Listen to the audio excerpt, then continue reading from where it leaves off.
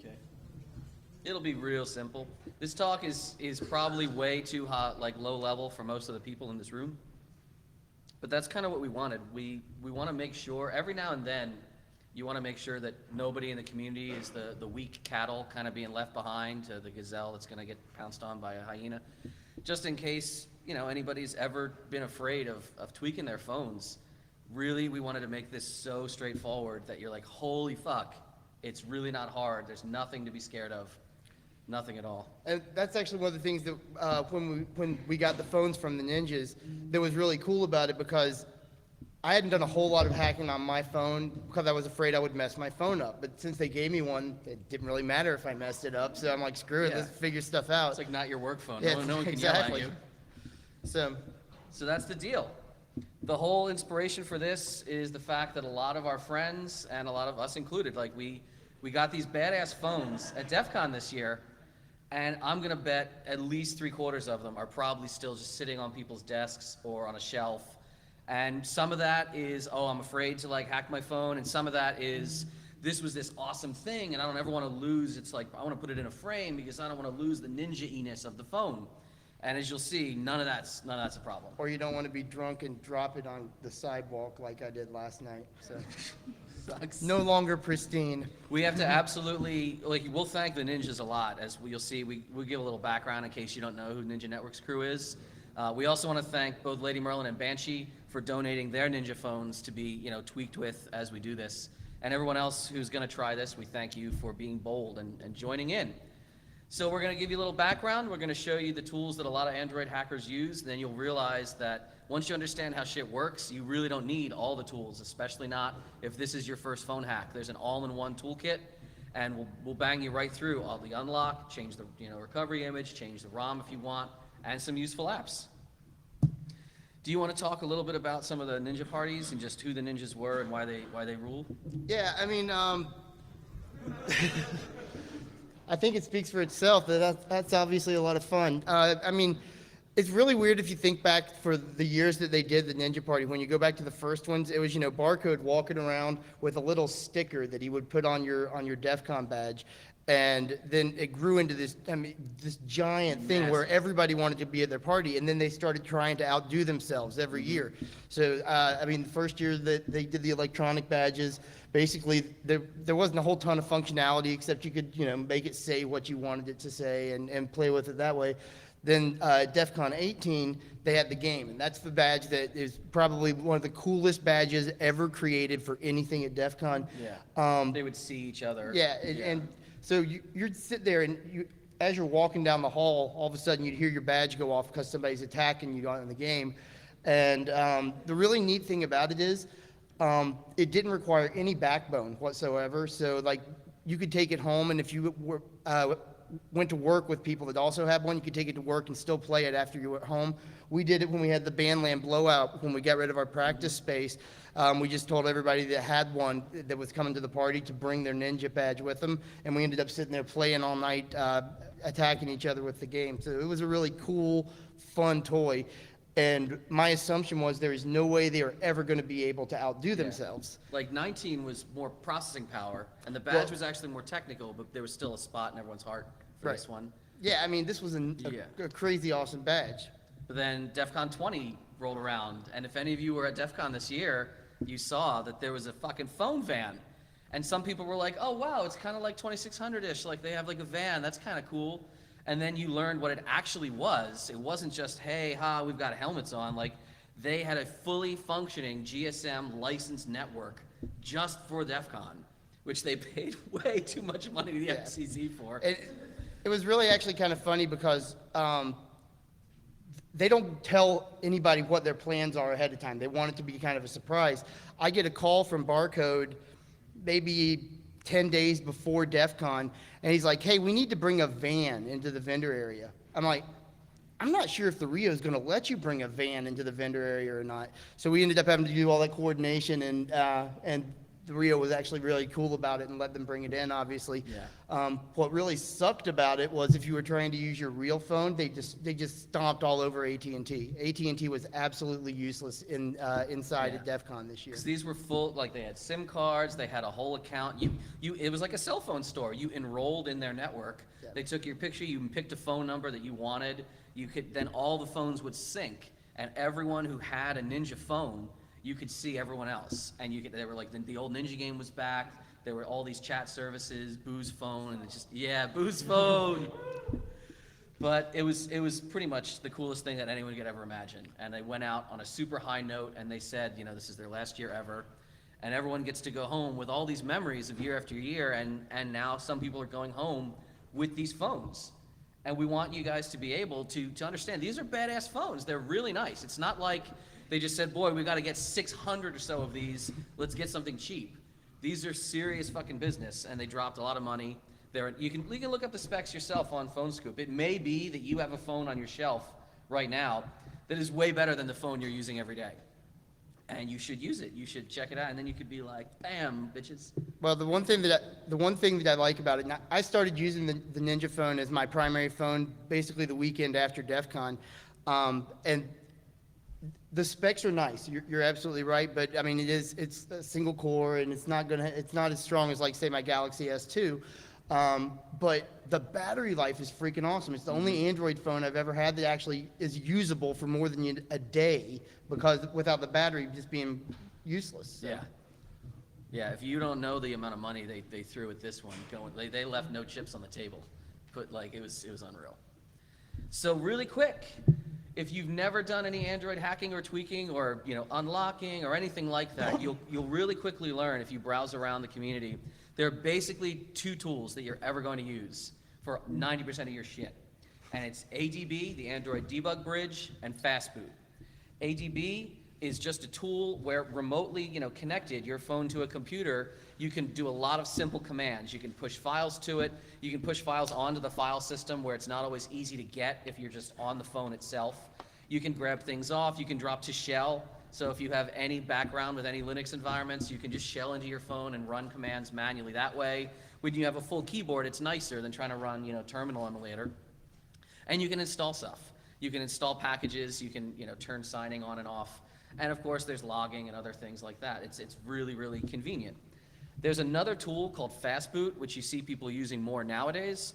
When phones support it, this is a special mode you can boot into. Because right now, if I'm like fully booted and my phone's in an OS environment, running Android and I'm like answering calls, I can drop to ADB. I can still shell and I can do all that. Fastboot is even more stripped down, and if your phone supports it, you boot into Fastboot mode, and you can run other commands. You can really clobber all over the file system because there's not a lot of checking involved. So it's a little more powerful, even though it's simpler, and it's a little more dangerous. But don't worry about that. It's very hard to really trash your phone completely. Yeah, and actually that's one of the things that we're going to talk about, and we're going to actually try and do this on stage because live demos never fail. But one of the really neat things about this particular phone is the fact that it is HTC, and HTC, of all the Android manufacturers, they really are much more supportive of you hacking the crap out of the phone. Yeah. I mean, it's a nightmare trying to do it on a Samsung. But, or Motorola. Motorola is even worse. They actively they bitch at the users. They're like, why do you want to do this? But yeah, the HTCs are ridiculously hackable and very easy to hack. And like the key thing there is once you have completed one step, then you almost cannot brick the phone at that point. Yeah. It's once you go ahead. We're going to spend like 10 minutes trying to get the first step to make sure it works the right way. And once it is, everything else is fine. At that point, there's no way you can screw it up. I mean, because even if you screw it up, you can get out of what you screwed up. Yeah, and we'll explain why that is. This is my little tip of the hat to a tool that I love, that I always have on me. If you don't have a small dual head USB cable, you are not like the kind of hacker you should be. They cost nothing. You can buy them online or buy them I've seen them in shops and everything. Keep one of these in your pocket and it'll pay for itself one day when you're the person at some party or at some bar where someone's like, oh, my phone's dying. You're like, bam. And even if they have old tech, we all like to have new, you've got one right there? Oh, that has the, That is the fanboy attachment to it, so that's less cool in this one, but that's okay. But yeah, we all think like, oh, my devices are all new. There's always some horseshit device that still uses mini, like some GPS thing, or I have like a little portable speaker. It's nice to have, because you feel like a real douche carrying a mini cable around for no reason. And you're like, oh God, I really want to shove this up some animal's ass. Like, but this, you get to have one sticking around for no reason at all, and it's fucking wonderful. Please have these on you. So, if you don't know, almost every phone can be thrown into a different style of booting by holding buttons down when you start up. In the HTC family, it's almost always volume down. That's you're like hitting delete or F10 when you're booting up a computer. It'll throw you into a bootloader mode. And here we see something like that here. We even have one, on the desk that's in the same mode. And the camera is way too washed out, but you get the idea. You can see from this mode, you can see a few things that we'll talk about. Right now, this is showing as a locked bootloader. It's also clearly a phone that supports fast boot. So if you can nav up and down with volume buttons, you can hit power to enable certain functions. So you could throw a phone into fast boot, and then if you plug it into your computer, the computer's going to try to search for drivers, which is sometimes a bit of a pain in the ass. But again, there's one guy, you'll see one guy made this whole process so easy. So what is this bootloader thing? The bootloader is, if you want to think of it as basically your computer's BIOS, it is the first thing the phone will always execute in the background when it's starting up. When the device starts, it always has this, even if you see a nice splashy whatever from your provider, there's always this bootloader running. And whether a bootloader is locked or unlocked is the manufacturer's decision. Whether it will only run signed code that they're expecting to see, or if you can throw other shit on there. That's the first thing in this case that we're going to have to do. You have to have an unlocked bootloader to do anything else. And that's not the same as Romer will describe as rooting. That's something completely else. Right. I mean, if you, and a lot of people don't actually realize that just because you unlock the bootloader, that doesn't mean that you have root on your phone. So you actually have to, and we were kind of talking about this yesterday too, you have to make the decision of whether or not you actually do want to root your phone or not. There are legitimate reasons not to do it. For one thing, you're doing it because you're using malicious code to intentionally exploit the device. That's what you're doing on it. So having that hanging around on your phone is not always the best idea in the world. But if you decide not to root your phone, then you're not going to have the level of control that you have if you root it. Like we were talking about it specifically yesterday, the Sunday Ticket app for your phone, it won't work on a rooted device. I don't know why, but they specifically won't allow it to work on a rooted device. Pretty crazy. So like my stupid Nexus 7, I don't have rooted because I actually want to be able to watch Sunday Ticket on the app. So, but with my phone, I want to. That's a football reference for those of you who don't understand that. All right. And all these functions are toggleable. You can lock your bootloader back up if you want for some reason. You can root your phone to install and tweak and remove a lot of bloat that you don't want from the menu, and then you can unroot it so that you feel more secure. And those are both completely separate functions. One is low-level boot level. One is the Android environment itself. Separate from both of that, but tied very closely to a lot of phone hacking, is the idea of the recovery. Many phones also have a recovery mode. It's for restoring back to factory defaults. It's what a cell phone store will try to get into if you fuck up your phone. They'll go into recovery and they'll push back out some other image they can do. You can hack and replace your recovery image with something else. So instead of launching the manufacturer's default recovery environment, you launch, for example, what we'll talk about later called Clockwork is a very popular recovery hack. We made this joke the other day when we were telling people about this, that in the Android world, there's usually like the one best awesome thing that somebody's hacked up that everyone loves. Then there's a couple like little, there's like people in this discussion thread, they're like, this one's not bad too. I tried this on my secondary phone.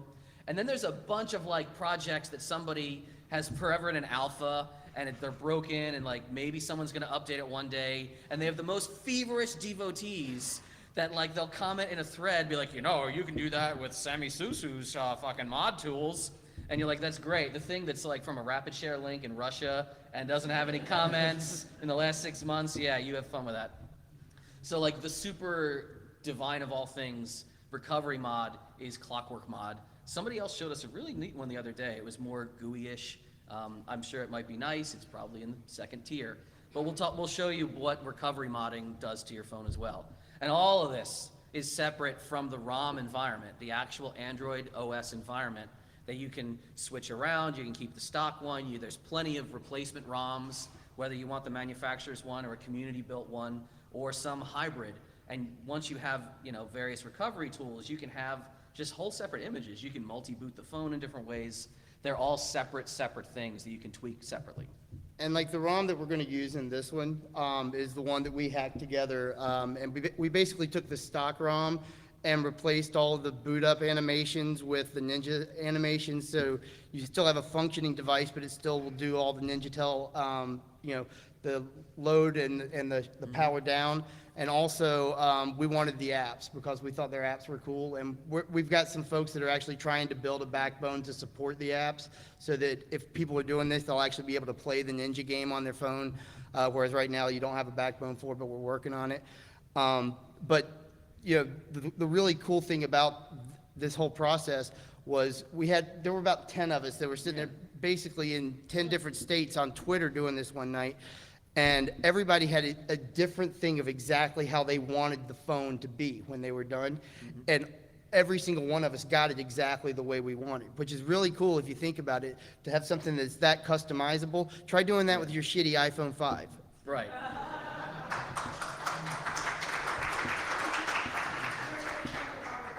So most of us were doing this all manually, and we were using an ADB and fastboot, and just kind of poking commands at each other, and hey, I got mine to finally wake up and do this.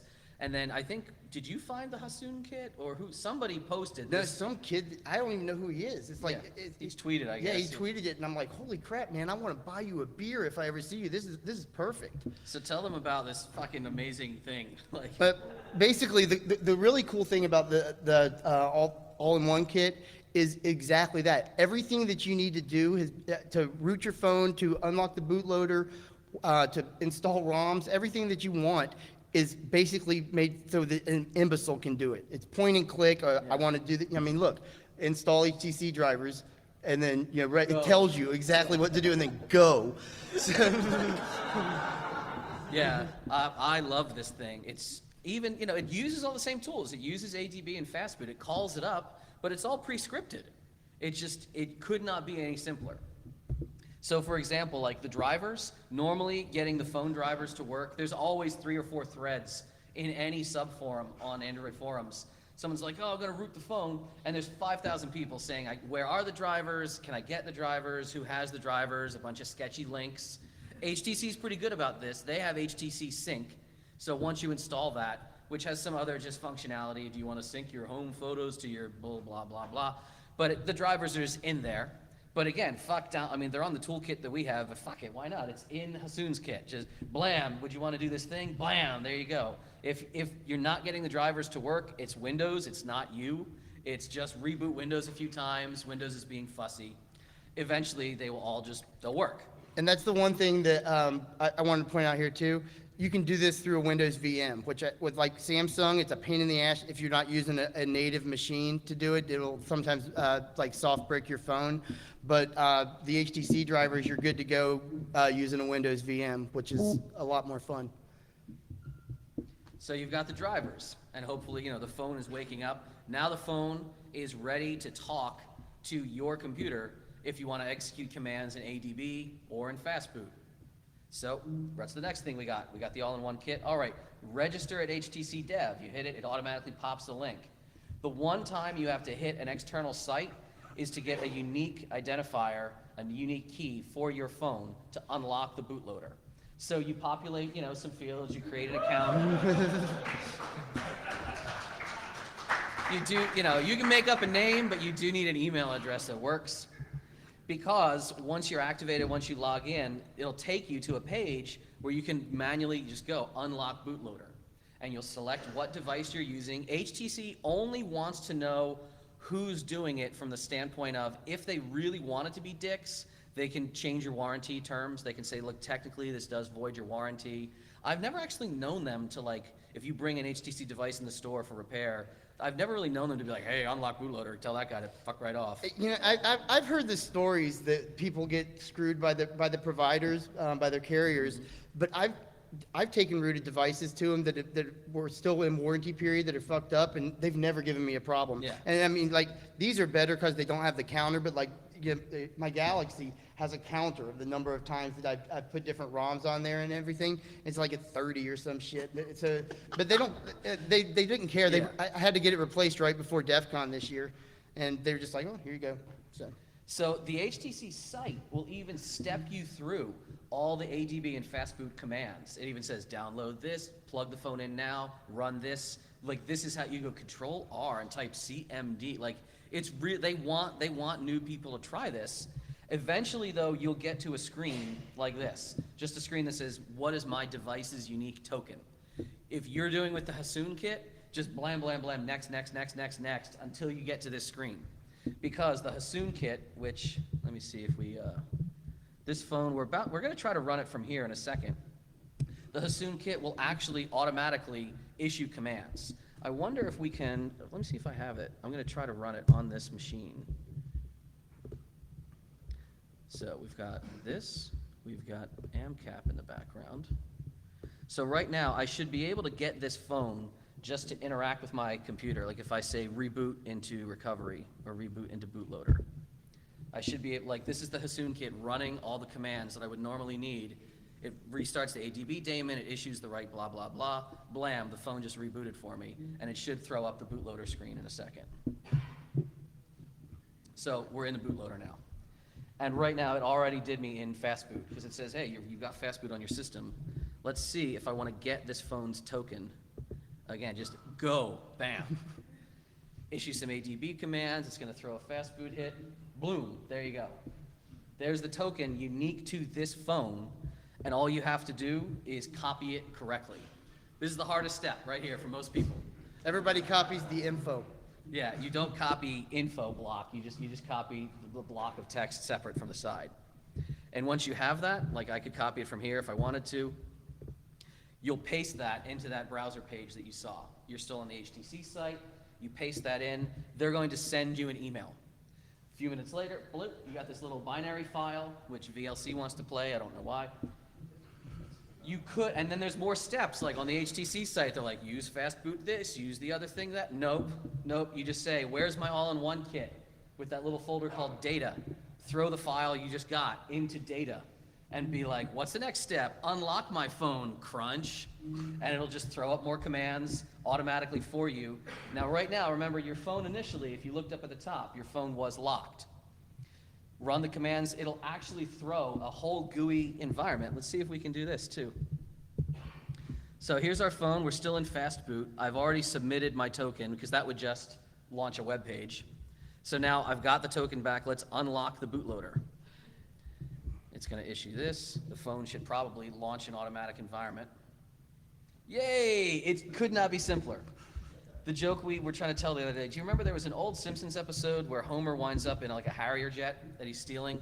And there's like, God, no, it's Sideshow Bob, right? God bless the idiot-proof military.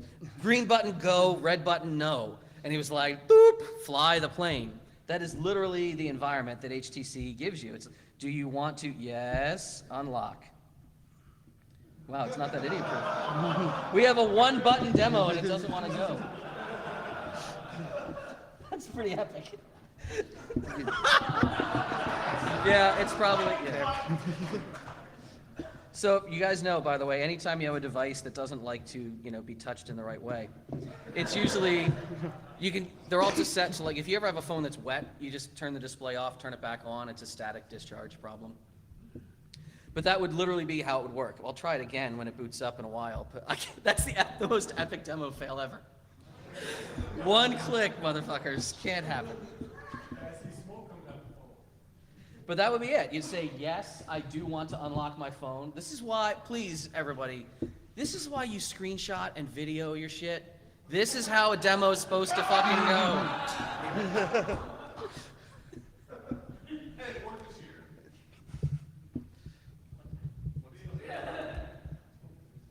So, reboot into bootloader. Whoop. Go away. We'll try it one more time, and if it doesn't go, hey, it doesn't go. I did, Yeah. but he rebooted it too quick. Oh, is it not, it's not a touch environment for there, is it? No, you just You use the volume key. Yeah. Awesome. I am awesome. Which it probably says that right on the screen, doesn't it? I don't know. Awesome. Yeah, fuck reading. Really? Who's reading? If I actually read the manual, I probably wouldn't have bricked anywhere near as many phones as I have. But how many have you ever bricked beyond repair? 0. Right. So, and that's actually one of the reasons why we started thinking about doing this talk at all, was just to get people over the fear of bricking your phone, because you can soft brick it or you can hard brick it. If you hard brick it, you're screwed and you're gonna have to go buy a new phone. But if you just soft brick it, you can recover from it really pretty easily. I mean, like, it will drive you nuts for a few minutes while you're trying to figure out what you did and how to fix it, but Oh, it's too bright, too bright. I don't know if you can see that. I actually, when I was picking up the phone, I did hit it without trying to. So it is unlocked, and anytime, that little pink banner switches, if it says unlocked right here, you are so golden. That is the hardest part of the process right there. Clicking on the right thing, apparently. But yeah, once you get to this point, it's very hard for any of the future steps to go awry. Hence, the next badass thing you're gonna do. Now you're allowed to stomp all over the phone and change it from what HTC had. You're gonna change your recovery image. Do you want to talk about the recovery system, or? yeah, I mean, we're going to use Clockwork Mod again, like Deviant was saying. There may be something else that somebody has found somewhere that's better, but I don't know what it is. Clockwork Mod's really freaking awesome. I mean, it again kind of makes it idiot-proof for you on your phone once you're into. Are you going into the recovery? No, yeah. Cool. Basically, you'll see it's got. By the way, you're going to have to use those buttons on this side. I'm holding it. I'm holding it. But you'll see, you actually really do. It kind of steps through, what do I want to do? I want to install a new ROM. I want to make a backup of my current ROM. And then before it lets you screw up, it'll ask you, are you sure you really want to do this? And you have to kind of scroll down to, through all these no's to get to the yes. So that, but It's always the seventh one down, too. Yeah, It's not randomized.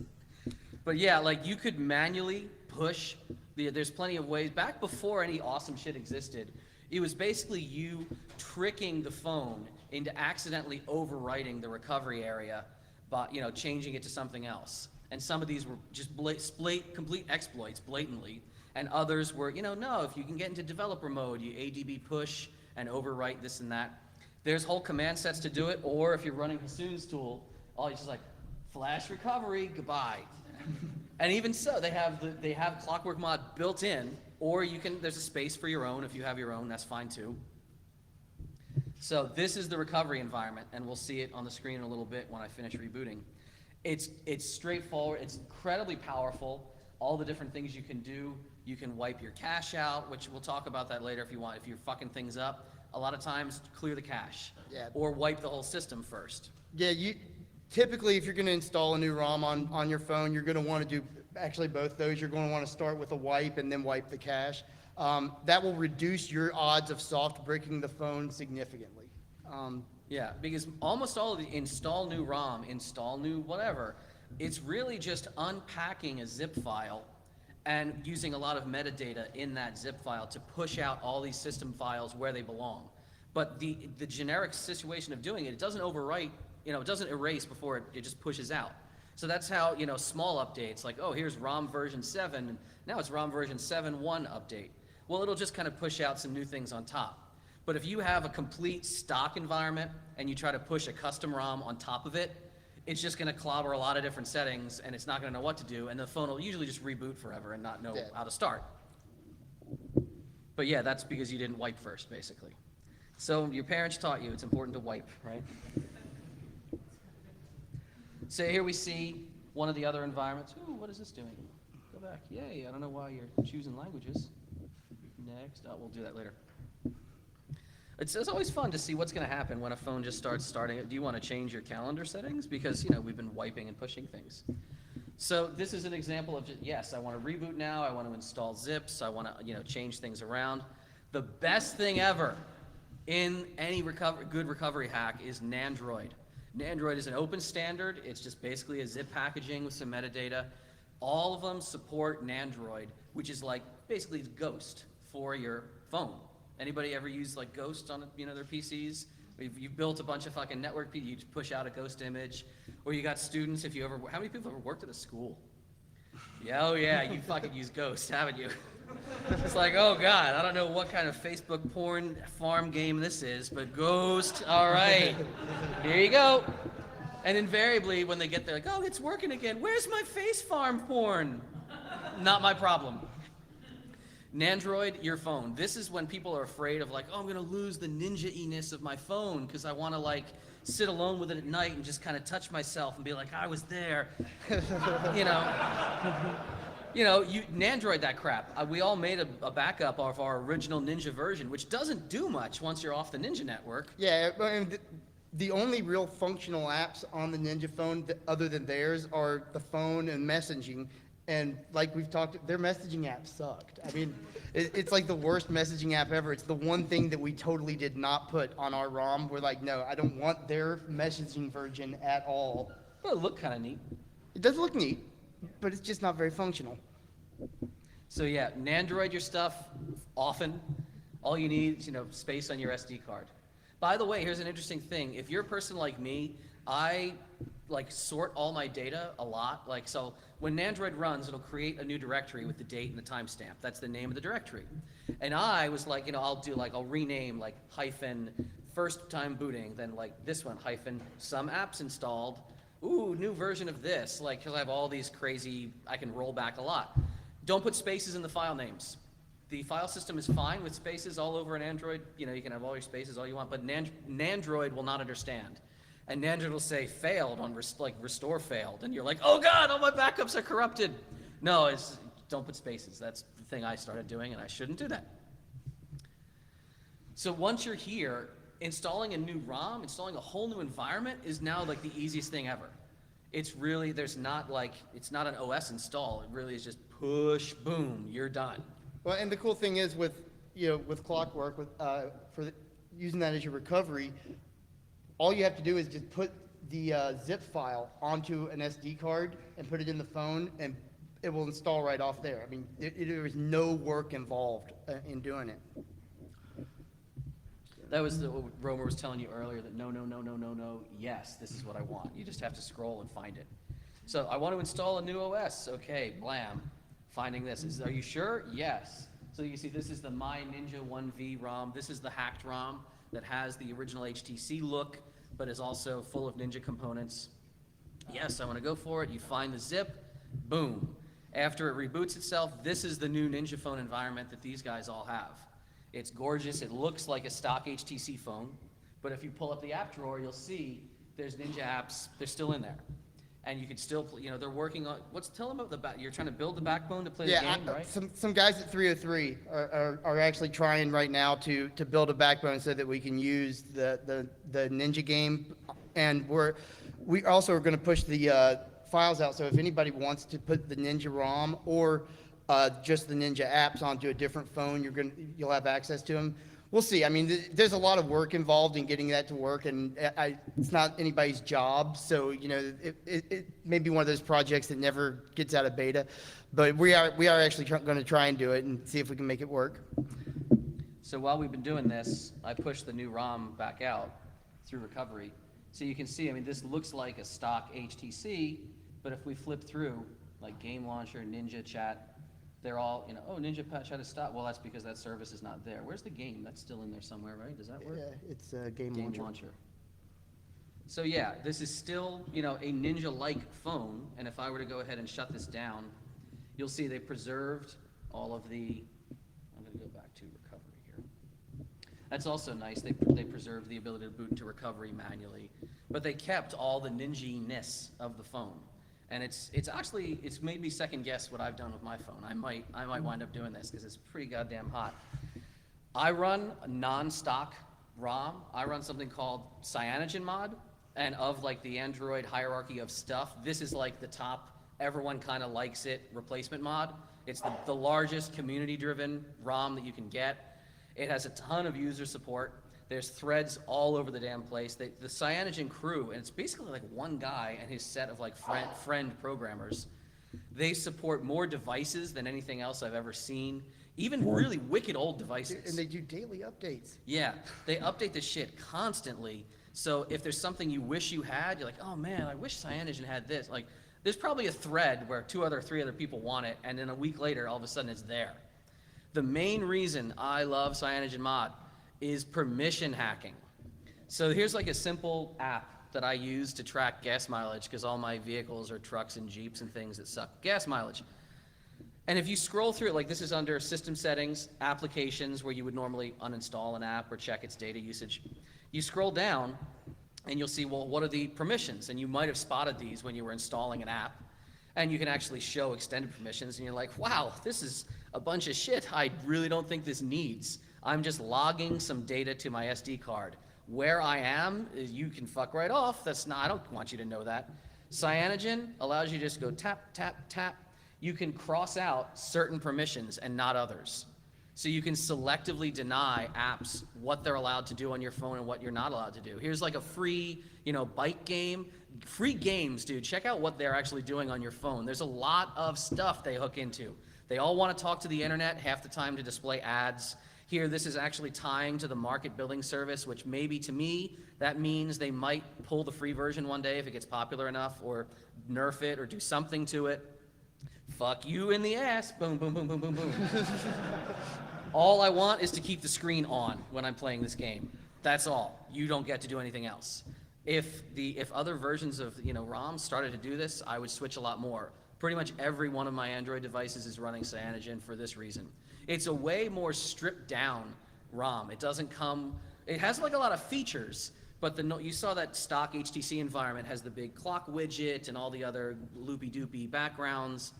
Cyanogen's not about that. It's about you build it up yourself to do what you want, but it's kind of the slackware, I guess, of like Android ROMs. Yeah. My biggest problem, I'm using the stock HTC with our stuff on it. And I tried putting Cyanogen on, not this phone, but on my Galaxy, and I had it for like a day. I'm like, all right, all the crap I actually like to do is gone from this. It's a little bit too stripped down for me, so I didn't enjoy it. But I think it's a matter of personal preference. This is cool, and being able to do this is awesome, but the flip side of it is I actually like using the App Store. Mm-hmm. So. I hear you. To each his own. I didn't like that when I pushed Cyanogen on my Ninja phone, I didn't have the Ninja startup logo anymore, so I tried tweaking the Cyanogen logo, so it's actually a red animated little Ninja man. We included that, when we were talking on the forums. You can do a lot of cool hacking and pushing of other components of your phone if you have certain apps on there. So we're just going to oh, by the way, this was the recovery, hacked recovery environment. If we wanted to wipe anything, push anything out. I wish it was auto-focusing a little better for you, but you can play. We'll hang out in the bar area after this is done. We had Lady Merlin's phone. We haven't done Banshee's yet. If you want us to do your phone or you want to do it with us, sit in the bar with us, and then that'll be the straight-through demo. But so far, everything's just working, other than my buttonness. Like, this worked pretty good. So we're going to tell you about other stuff once you're in the environment you want to be in, ways you can do this, ways you can tweak it around further. My favorite thing to put on any phone immediately, in fact, if it's not on a phone, I kind of like, I can't, what do you do? It's like when you sit at someone's computer and they don't have the right browser that you want, you're like, oh God, let me download this right away. Root Explorer, or frankly, any file explorer, any file manager that gives you full write access to all over the file system. What's the one? Is EX? ES File Explorer. File Explorer. That's the one that I like using. Which comes with, apparently, that stock image, right? Yeah, it's on the stock image. The other thing that I think is really cool is the IDE. You've got the Java IDE on the phone so that you can write your own apps on the device, which was, it's kind of a neat thing to be able to do right there on the phone. I mean, unless you suck at Java like me, but... Yeah, but I love that anytime, you can see the EX Explorer, Rome was showing me, you have to go through some menus, and it's like, you're about to do this thing, right? You understand, you're mounting system with write access. Not Root Explorer. Root Explorer is like, there's your button. Plop. Yeah.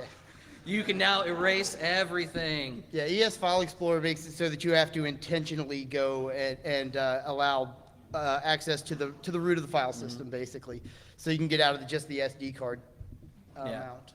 But for instance, you know, you can see browser.apk, that's the stock Android browser. I just kind of disable it by renaming it. So then I don't have to get a pop-up every now and then with, do you want to use this browser? I know you can set a default, but sometimes, like the browser you have, I think I'm running Opera on my phones. If you're in a captive portal that screws up and you just want the default browser because a pop-up isn't working, it's annoying to turn off that application default setting because every stupid push refresh link, it pops out again, and you're like, no, browser. This way I can just turn one off and it just doesn't exist from the phone temporarily. It's nice. And this, of course, if you want to push new boot animations, if you want to reinstall media, ringtones, you can push all that shit into system. So whether your SD card is there or not, the phone will behave the way you're expecting it. Yeah, and actually that's one of the things that if there is any reason to root your phone, it's to get rid of all the bloat. You know, because you can't do that. There's so many applications that ships with a standard phone that. How many people have ever used the Blockbuster app? Really? Because I'm told there used to be a store called Blockbuster where you would get like videos on like a media that you had to like put in your bag. Impossible. I don't know if apparently. But yeah, that kind of crap. Well, What? AT&T has all kinds of shit that they put on the phones. Every one of the phones that they sell, except for the stupid iPhone, they have so much of their AT&T crap on there that you can't uninstall. And so that it's nice to be able to just go in and literally Goodbye. RM that shit. Similar to that in terms of just killing processes and seeing what's really running for what reason is System Panel. These are both, they once were free apps, Root Explorer and System Panel. I don't know if they still are. I still have the free versions. They're part of that software package, and if you download the zip, like they're all going to be in there. So not only can you kill what is running, you can monitor why things are running at different levels. If you want to get heavy into system logging, you can check your battery life and your activity and your processor over time, and you can start saying, well, I turned off all this other crap. Let me look at the graph from 3 days ago versus now. Wow, that's a big difference. So yeah, I think it's basically the nicest overall system manager tool that I've ever used. KeePass. How many of you no longer remember half your passwords, just like you no longer remember your lover's phone numbers because they're all in a software package that you can use all the time? KeePass, man. If you don't know what fucking KeePass is, your passwords are probably weak, or you're using the same one for every bullshit web cart checkout. All my passwords are like 75 words long, and they're all jumble. And I don't care, because it's all in KeePass. There's KeePass for Android, so that when you're actually like at a con, and how many of us really bring our laptops anymore unless you're speaking? You can just, oh man, I don't even know my ATM pins, because they're all 17 fucking digits or whatever I can support. And they're all in KeePass. But whatever, I'm just like, all right, let me type this 19,000 word password at least once, which is a fun thing to do. And then once that's up, yay, all my KeePass is there. It's awesome. Groove IP is one other thing I like to mention. It is a really interesting and hacky VoIP tool, because many people, if you have the HTC Ninja phone, maybe your original phone like you usually use is Sprint, or maybe you have an iPhone, unfortunately, so you have a micro SIM, which, you know, the micro SIM adapter is what? A quarter. Yeah, a quarter. Get a micro SIM adapter, you can put it in here. Actually, technically 24 cents, but... But if you just like, oh wow, I did this thing on my Ninja phone, what do I do with it now? If you have Google Voice, install Groove IP. It is a paid app. It's the only app I've ever seen that might cost more than $1. I think it's $2.99. But it'll tunnel, Google Voice will technically Google Talk traffic through your phone and through Google Voice's phone bank system. So people calling your Google number, it'll push that as essentially a Google Talk call to this environment that looks just like the Android dialer. So your phone will just ring as if it's a regular phone call.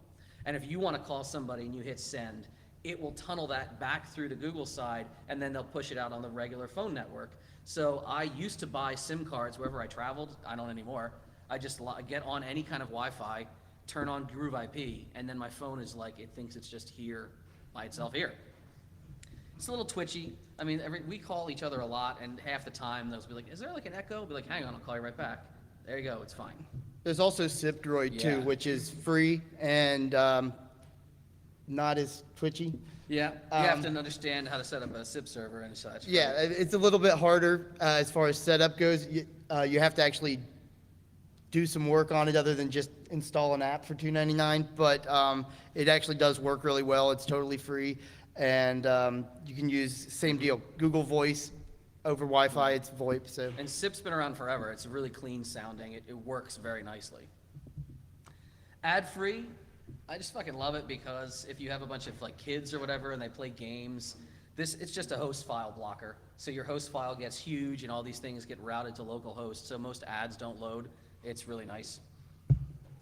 Calendar pad, if you actually do use your phone for work, the stock calendar sucks.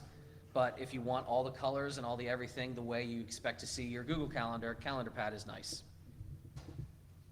ConnectBot. Oh man, you can praise ConnectBot. We all could. It's the first app that I always download. You know, an SSH client. It's every phone that I've ever had when I've rebuilt the ROM or whatever. The first thing I get is ConnectBot. Then. Yeah. Rogue, how many of your devices have ConnectBot that you can just do all your work from? All of them. Yeah, I'm sure. I see her. You know, she's on IRC. She's doing this. She's managing all the servers. Oh God, I got an email that this thing is whatever. Just fucking tunnel right into it. SSH shell, done. Oh, I fixed that. Never take your laptop out, basically again. And it's a really neat tool in the sense that they've taken what are now fully touch devices with don't even have hard keyboards, and they give you. They're like the first thing that launches when you launch it. It's a step-by-step of how to do crazy command this and this and that. They've really put thought into it. Yeah, so like if you use screen, then you need to know how to control AD out and disconnect, and so yeah, you can set up take their defaults, or you can set up your own custom for how you want control to be. I mean, I probably should. My boss sitting here. Yeah, I totally did a red team from a nudie bar using my fucking phone. So. That's not recorded or anything. That's right. And then Ghost Commander, like I actually, we joked once. We said, how many people ever intentionally? You were like, how many people ever really use Midnight Commander? Yeah. You're actually just trying to type. You're trying to type MV and you accidentally typed MC, and that's the only time that you even realized Midnight Commander existed. So yeah, if you remember the old, double view Midnight Commander from Linux, Ghost Commander exists. It's an app but the nice thing about it is the tie-ins with other remote storage. So you can link it to FTP sites. I use it for Samba shares. I can sit at my house before I'm about to leave to like, oh, I got to go do this thing. Oh, I wanted to put that movie on my phone, but I don't want to go upstairs and plug it in. Oh yeah, I get it, bloop, bloop, there we go. I drag shit off the network and it just transfers over. It's really, really nice. There's all kind of Wi-Fi managing tools that you can get more and more detailed with. I like Wi-Fi Manager because it's just a little nicer than the stock, Wi-Fi view. You have Wi-Fi Analyzer. People are getting more and more into, as you say, you can really do pen tests just from a phone nowadays. It's really, really nice. Look at the spectrum here, by the way, that you pulled. He went to do a screenshot in the bar the other day. Yeah, that was the bar here yesterday afternoon.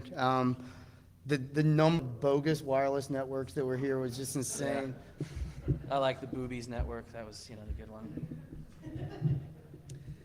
And of course, for those of you who are coming from, let's say you're an iPhone user on AT&T, and they just love to shove something in every one of your holes whenever you want to do something fun with your phone. Free tethering galore. This may be your first time ever experiencing the fact that you don't have to alert your provider or tell them fuck all about the fact that you're going to tether through your phone. It gets very, very easy in an Android environment if you've never done it. Sometimes, almost always, I think you need root to do this. Yeah, you have to have root to do it. Just to get it to warn the first time or for every time? I don't know. I think it has to set the card. It depends how you're broadcasting. It depends if you're trying to make yourself in infrastructure mode or ad hoc mode. Various programs like these are twitchy. Some of them work well. A lot of them don't. But if you find one that works, and there's one in the stock ROM, right? Yep. Yeah, and it even supports WPA apparently. Yes. Which a lot of them don't. Yeah, so nice, very nice. So yeah, you can, if you've never tethered to your phone before, like maybe you've been staying at a luxury posh hotel and they think they're supposed to charge you for internet, because that happens sometimes. There was a great traveler alert for it, like somebody was like the top bitching, things about staying in hotels, and it's like location of outlets is one, and stupid TV controls that don't work. And the top one is always from every business traveler, like, how come this $500 a night place hasn't figured out to provide something that Starbucks can when I'm buying a $3 coffee? So yeah, fuck any of Wi-Fi fees ever again. Google Apps, not always part of a stock ROM. Well, yeah, but I mean, this is if you use the Android Marketplace, the Play Store, whatever the hell they call it now, then if it's not part of a stock ROM, you can actually just download Google Apps. It's G Apps is the name of it. Just download it and install the APK on your phone, and then you'll have access to all the Google Apps, even if you've chosen to use a ROM that doesn't support them officially. Yeah, it's because they're not officially redistributable. So sometimes the community delivered ROMs, like Cyanogen, you'll see like new Cyanogen is out here, does not have maps and market, and then you go to some sketchy rapid share link and you get the gapps.zip that somebody's published recently, and you push that out. It's just part of the custom ROM community we have to deal with. So that's totally simple, right? This was not a hard fucking process. If you think you're like, oh man, I don't know if I ever could really do that on my phone. Hopefully, we wanted this talk to not be super elite, because it's not. It's really that simple. I mean, it's actually kind of funny because Boris, when he was asking what the talk was about, and I said about the Ninja phone, the first thing he said was, how the hell are you going to talk for an hour about that? And because we could have probably done this 50 times since we've been up here standing. That's how quick the process is. Mm-hmm. So we just had to put some extra bloat in there like AT&T. Excellent. Excellent. Well, yeah, all the stuff we talked about, you can read the forum thread. Romer put a great guide together. It's been republished. Hackajar and some other people put images in, but all the guide, it's all step by step. If you didn't want to listen to us, you just catch this later on. All this stuff I've been talking about, that little flash drive, that if you want to grab us later in the bar, all the materials are there. They're also in a zip file. That animation's up there, and much like with everything else, there's forums upon forums. Seriously though, let me get a show of hands. Is anybody actually going to trust this USB drive? You sir, you trust it? All right. He's got super lockdown mode. I can say that it's not bad, but I wouldn't trust that from me or from you. Probably not. But yeah, if you want to learn more on your own, there's a billion Android forums, and they follow that same kind of hierarchy, where the top one is XDA developers. And all the little like secondary forums, usually half the threads turn into people talking, people saying, I think, didn't some guy do this? And somebody's like, yeah, it's on this thread, XDA, thread closed. And it's all there. It's the best place to be if you really want to get into it. There's a lot you can try, and it's really hard to fuck up so badly that you're not going to get out of it. Don't be afraid to try this shit. I got really bold one day with my first device, and ever since then I was like, why doesn't everyone do this? It's fun. Well, and it actually is a lot of fun, especially when you first start doing it, and it's like you didn't realize what you were kind of missing by not playing with your phones and not opening up all the actual capability that it has.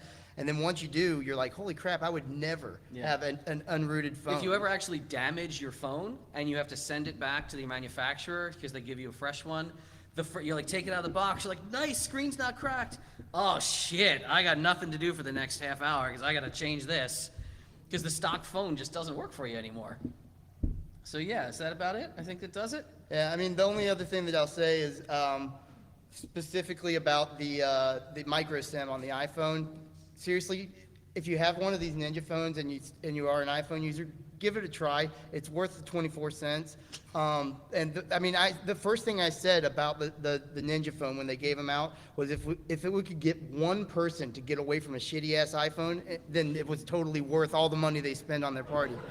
Hell yeah. Right on. Carrier IQ? That's a little bit beyond like the 4 minutes we got left, I think, here, isn't it? I can tell you this, Cyanogen is the Cyanogen mod community specifically issued a statement saying Carrier IQ has never been part of our ROM and will never be part of our ROM. And if you want to know why it's bad and what it does, it's a super tracking details that your carrier can dump a lot of. It's supposed to be for debugging, like, oh, if the user says their phone is doing all this, well, look at their Carrier IQ dump and see what's actually happening. And our modded stock ROM does not have Carrier IQ either. Fact is, I don't remember if I put it on there or not. But there's a carrier IQ detector. I think we put it on the ROM so that you can actually check it yourself. But if not, you can download it. But yeah. Google Carrier IQ if you want to dislike the mobile industry a little more, I guess. But any other questions? No? All right. Thank you and/or fuck off.